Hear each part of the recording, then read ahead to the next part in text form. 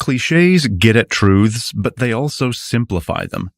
If a cliché captures something essential, it also obscures the larger picture.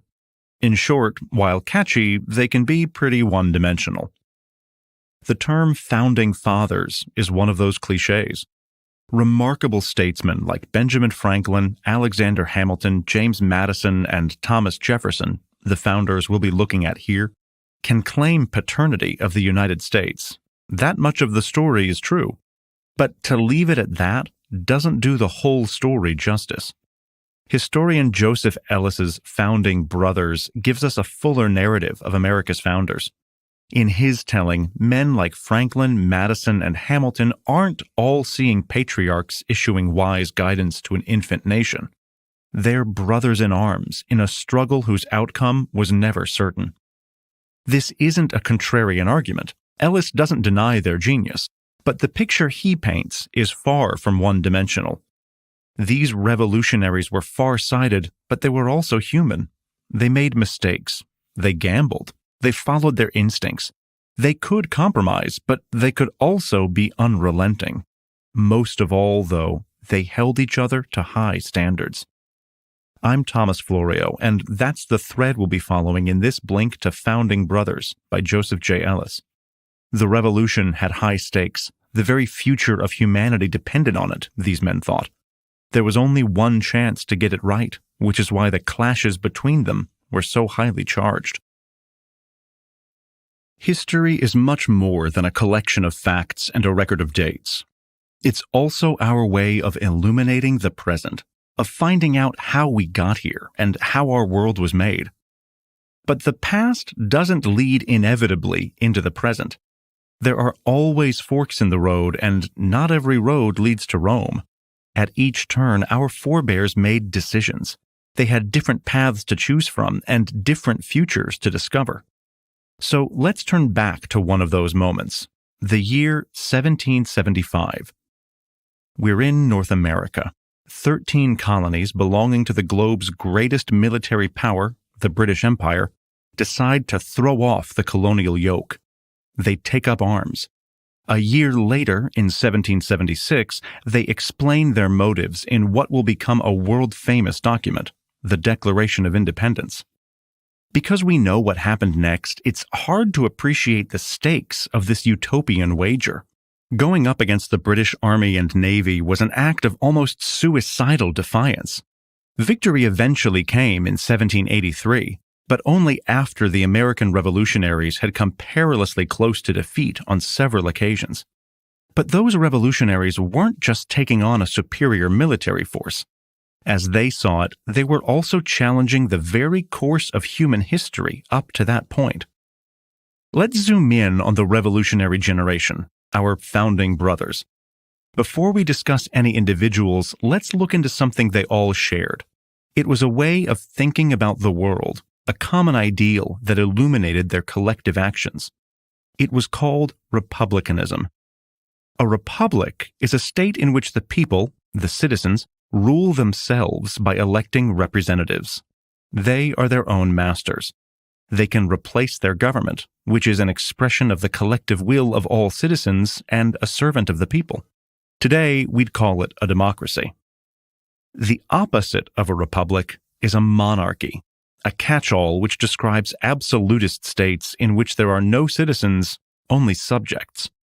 These governments cannot be replaced. They must simply be obeyed. In 1776, the world was ruled by monarchies, as it had been for most of human history. There were exceptions to this rule, like the Roman Republic in ancient times, and American revolutionaries loved these exceptions. They were the bright spots of liberty in a sea of darkness and despotism. But, the revolutionaries wondered, why exactly were free states so rare? And why did they inevitably collapse into absolutism?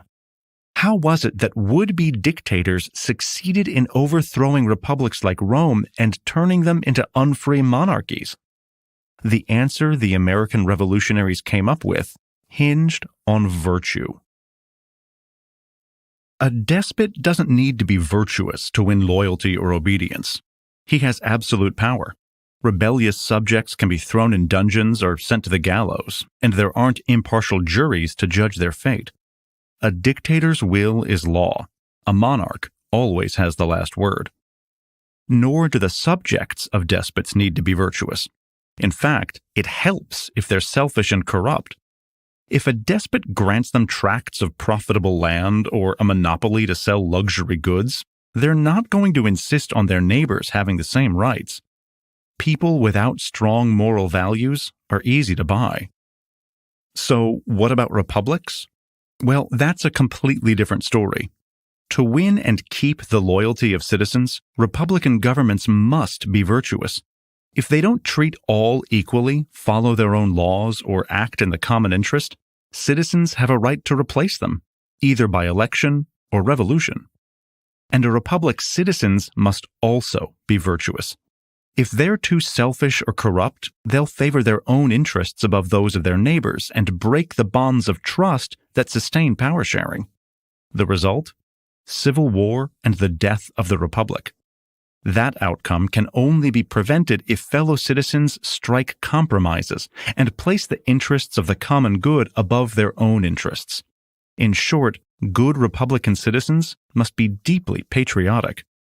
It's easy to see, then, why despotic monarchies have been the norm for most of human history. Republics have to clear very high bars to survive, let alone thrive. Republics are absolutely dependent on the people's moral character. Any lapse in the judgment of statesmen, any slackening of virtue among citizens can condemn a republic to an early death. For American revolutionaries, that was precisely what had happened to historic republics like Rome. When Romans were virtuous, they were patriotic. They looked to the common good. They fought for Rome's honor, not to advance their own rank or fortune. But when they became obsessed by personal status or money, they looked to their own good, not the republic's. Corruption and selfishness led to internal division, which brought conflict and, eventually, the republic's demise. The lesson for America's Republicans was obvious. The nation they were creating, a free republic dedicated to the liberty and happiness of all, was a political oddity. It was a risky, crazy attempt to defy history, and it could only succeed if the revolutionary generation and its leaders remained vigilant against every dropping off of virtue. As we'll see, it was this determination to see their experiment succeed that drove American revolutionaries to hold each other to such high standards. It also explains why they clashed so often. For America's founders, every misstep was potentially the first step on the road to ruin. Against all odds, the Revolutionary War was won. In 1783, the British conceded. King George III signed a peace treaty and recognized the new American Republic. The nation had been born in war. How would it fare in times of peace? There wasn't a blueprint. However much the revolutionary generation admired Rome, they couldn't turn the clock back. Their republic belonged to the modern world. They had to find their own answers. And while the founders shared the same ideals, they often drew different conclusions from their common assumptions. In the early days of the Republic, for example, Thomas Jefferson, one of its leading statesmen, argued that each generation was sovereign. It was only fitting, he concluded, that laws should expire after 20 years. He eventually came to see this plan as a recipe for anarchy, but it's revealing that he could entertain the idea. It showed that the future of the United States was anything but settled. So let's introduce one of the leading actors in this open-ended drama. Enter Alexander Hamilton, the champion of a cause known as federalism. The idea that the United States should have a strong central government that plays an active role in managing the economy. Hamilton was known as the Little Lion of Federalism. The word little referred to his stature, a diminutive 5'7". The word lion referenced his combative nature. As a general in the Revolutionary Army, Hamilton proved himself a brave and resourceful soldier. As a politician, he displayed the same qualities. He refused to yield. He threw everything he had at obstacles, taking on political opponents with the same zeal he'd once shown on the battlefield. Hamilton's nature earned him the lifelong admiration of his allies and the hatred of his opponents. Founder and future President John Adams was one of the latter. For him, Hamilton was little more than the bastard brat of a Scotch peddler. It was an insult, but it was also literally true. Hamilton was born on the West Indian island of Nevis, the illegitimate son of a hard-drinking Scottish merchant with a talent for bankrupting businesses. It was those undistinguished origins which explained Hamilton's need to prove his superiority in everything he did. But it was his escape from the provincial world of Nevis that really shaped him. Hamilton rose through society after being given a chance to prove himself in the New York offices of merchants, bankers, and industrialists, the urban business elite. These men lacked the aristocratic snobbery of the plantation-owning class from which many revolutionary leaders came. Unlike those gentlemen, they wanted to create rather than conserve. Hamilton didn't just admire them. He believed they represented the future. This idea that it was in the cities, the home of industry, that America's fortune would be made, was at the heart of Hamilton's federalism. There's an old idea in politics which says that crises can be opportunities, if politicians seize the initiative. When a crisis hit the United States in the 1780s, Hamilton tried to do just that. America was broke. The war had dragged on for 8 long years, and the Republic had borrowed heavily to pay and arm its soldiers. By 1789, it owed its creditors $80 million. To put that in perspective, it raised less than $3 million in revenue. If the United States didn't pay down its debts, its credit rating would suffer. That would make it much harder to borrow money in the future. But debt repayments were devolved. Each of the 13 states was responsible for what it owed. Some states, like Virginia, could clear their debts. Others, like Rhode Island, were close to bankruptcy. Hamilton believed this state of affairs risked carving up the United States into separate economic zones. Investors might trust Virginia with their money, but states like Rhode Island would stagnate. That undermined national unity. How, though, could investors be convinced to invest their capital in the entire startup nation that was the United States? Hamilton's answer was called assumption. The federal government would assume, that is, take on, all 13 states' debts. Instead of 13 separate ledgers, there would be just one. Since the central government had more resources at its disposal than individual states, lenders would be more confident that debts would be repaid. Less risk meant lower interest rates, easier access to credit, and more investment. Win-win, right? Hamilton, the friend of industry, thought so. But a Virginian gentleman, a representative of that state's plantation-owning aristocracy, disagreed. His name was James Madison. Madison was small and frail. He weighed just 140 pounds and was often ill. He spoke softly and plainly, rejecting the high-minded revolutionary rhetoric of his peers. In short, he was anything but charismatic. But his unassuming appearance and manner concealed a shrewd mind. He didn't need rhetoric or the force of personality. His inoffensive arguments nearly always won the day anyway. Madison, then, was a formidable opponent. And on the question of debt, he was resolutely opposed to Hamilton's plans. Virginia had already paid off its debts, he pointed out, and it would be unfair if the state now also had to contribute to repaying the debts of other states. But that pragmatic economic argument concealed a deeper disagreement about the political future of the United States. Hamilton's plan gave the federal government ultimate authority over the economies of individual states. The British had ruled America as a tax colony, channeling American taxes into their treasury in distant London. So he proposed to do the same to states like Virginia, whose taxes would now fund an unaccountable government in faraway New York. Wasn't that also a form of tyranny?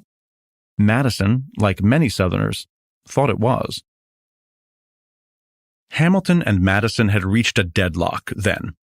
Each accused the other of betrayal. One risked the very survival of the Revolutionary Republic. The other was putting it on the path to tyranny. Enter Thomas Jefferson, the third character in our drama. Jefferson loomed over Hamilton and Madison, literally and figuratively. Measuring 6'2", he was the tallest of the three.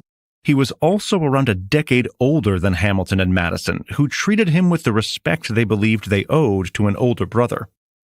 Jefferson was a man of few words and high standards. During the war, when he was the governor of Virginia, British troops forced him to abandon the state capital, which they promptly burned to the ground. Jefferson was cleared of any wrongdoing, but he withdrew from public life after that, taking up a diplomatic post in France. It was only in 1789, at the personal request of the president, George Washington, that he left his self-imposed exile and returned to the political front lines. In 1790, Jefferson repaid Washington's faith in him by defusing the conflict between Hamilton and Madison, a conflict that threatened to derail America's political experiment. Jefferson invited both men to dinner that summer to see if they couldn't reach an agreement. Having spent several years in France, Jefferson knew that the United States wouldn't be taken seriously in Europe's capitals until her foreign debts had been cleared. But he also knew that Madison wouldn't be won over by purely economic arguments. There would have to be a political compromise. What kind, though? The question Jefferson honed in on was a question that had provoked endless debate in the country: the site of the future capital of the United States. Each state and city found reasons why it deserved such an honor. Pennsylvanians said the capital ought to be at the geographic center of the nation, which just so happened to be Pennsylvania. New Yorkers, Bostonians, and Philadelphians had other equally ingenious and self-serving arguments. Virginians like Madison, though, made a more high-minded case for their state. They believed that the River Potomac fed into the Mississippi, which made Virginia a gateway to the continent's vast interior. The future of the United States, they said, lay in the West, and building the capital on the banks of the Potomac was a fitting symbol of the nation's divine mission to colonize that interior. Geographically, this was nonsense. The Potomac doesn't feed into the Mississippi, and many Americans mocked Virginians for their provincial romanticism. In the words of one Northern senator, Madison had confused the Potomac with a Euphrates flowing through paradise. By 1790, he had all but admitted defeat. Only a stroke of fortune, he said, could save the plan. And that's when a letter inviting him to dine with Alexander Hamilton at Thomas Jefferson's residence arrived. The rest is history. Madison agreed that the federal government would take on the state's debts. In return, he got his capital on the Potomac, today's Washington. The federal government could levy its taxes, but it would remain close to Virginians. This was the Compromise of 1790. An existential crisis to the infant republic had been averted. The great experiment continued. We hold these truths to be self-evident, that all men are created equal. Those are the famous words of the Declaration of Independence, the document which announced the American Revolution in 1776. All men, it continues, have certain unalienable rights, rights that cannot be denied or taken away. They include the right to life, liberty, and the pursuit of happiness. Revolutions, though, rarely make a clean sweep of the past. Hated institutions and ideas live on, compromising revolutionary ideals. For the great American revolutionary Benjamin Franklin, there was no more hateful compromise than the continued existence of slavery, the practice which cruelly denied the liberty and equality of all. Like Hamilton, Franklin didn't come from an illustrious family, but his genius more than made up for what he lacked in connections and wealth. Born in 1706, he excelled at everything he touched. By the 1780s, his fame was unrivaled. He was America's greatest scientist, its leading diplomat, its greatest wit and prose stylist. His twinkling eyes and the shoulder-length gray hair which hung around his otherwise bald head like a halo were familiar to every American newspaper reader. Franklin was the oldest of the revolutionaries. Many said he was also the wisest. He was present at every pivotal moment in the country's history. He co-authored the Declaration of Independence. He was in Paris to sign a wartime treaty with the Republic's first ally, France. He was there again 5 years later when Britain signed the peace treaty of 1783. And he was in Philadelphia in 1778 when the Constitution was drafted. Franklin didn't just accompany the revolution, though. He was its moral conscience, which brings us to the final act of his remarkable life. It's the spring of 1790. Franklin is 84 and close to his death, but he finds the energy to make one last contribution to the revolution. He signs a petition to Congress calling for the immediate abolition of slavery. The statement that all men are equal and equally free, he says, wasn't mere rhetoric. It was a statement of fact. Slavery, he concludes, is incompatible with the ideals of the Republic. He wasn't the first or only American to reach this conclusion. Religious groups like the Quakers had been saying as much for decades. But Franklin's voice couldn't be ignored. As a contemporary put it, Franklin spoke the language of America, and his words called the nation back to its first principles. When Franklin died that spring, the abolition of slavery was still many decades away. But his last act forced the nation to openly confront an issue that had long been hidden away like a dirty secret. Franklin went to his death reminding Americans that slavery was a betrayal of the Revolution. His last words echoed through the Republic, shattering a conspiracy of silence. That silence had several roots. There was self-interest. Like other well-to-do Americans, many of the founders themselves owned slaves. Self-regard also played its part. No one, after all, likes to think of themselves as a hypocrite. Then there was the political question of the United States' future, which was more easily settled by not talking about slavery. When the Constitution was drafted in 1787, a divide opened up between northern and southern states. The former were on the way to abolishing slavery. The latter, though, were expanding slavery, especially on their cotton plantations. If the Constitution had laid out a path to the abolition of slavery, the southern states would have refused to ratify it. And if it had enshrined the rights of slaveholders, the northern states would have walked away. The only way to break this deadlock was to ignore the issue, which is why the word slavery doesn't appear in this historic document. Put differently, the very survival of the Republic at this critical moment hinged on a kind of gentleman's agreement not to broach this divisive topic. Franklin's intervention blew that agreement out of the water. As Madison saw it, he had risked the survival of the United States, a fear that was confirmed when politicians from southern states began talking about declaring their independence.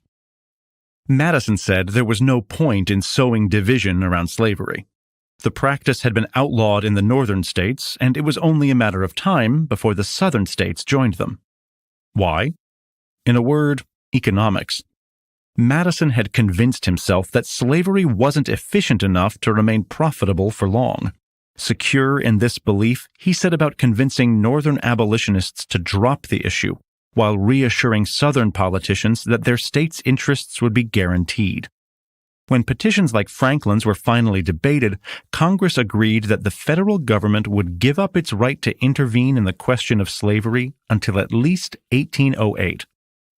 Politically, this compromise served its purpose. The unity of the nation was preserved, but that unity came at a high price. The idea that slavery was destined to disappear was wrong.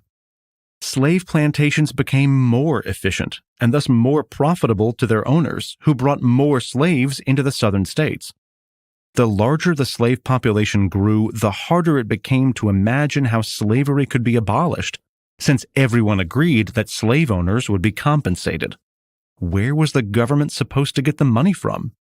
Few abolitionists had an answer to that question. Madison had argued that the window of opportunity to destroy slavery was just opening and urged abolitionists to be patient. But Franklin's view was the correct one. That window was closing in 1790. Madison did get one thing right, though. As he had foreseen, abolishing slavery proved to be hugely divisive. As we know, the matter was only resolved at the end of a brutal and bloody civil war. Over 500,000 Americans perished in that conflict, but the United States endured. Would it have been able to survive a similar crisis in the 1790s? We can only speculate. You've just listened to our blink to Founding Brothers by Joseph J. Ellis. The most important thing to remember from all this is that history looks certain when we look back at it from the present. It's as though there's a straight path from the American Revolution to the United States of today. For the founders of that nation, though, nothing was certain. As they saw it, the chances of failure were high. That was the nature of their audacious political experiment. They had to make it up as they went along, one bitter clash and painful compromise at a time. That they succeeded isn't evidence of their superhuman genius, but their deeply human determination. And there you have it. Thanks for listening. Let us know what you thought of this content by giving the Blink a rating and leaving any other feedback that you'd like to leave. In the meantime, I hope you enjoy other titles in our library and look forward to your attentive ears in the next Blink.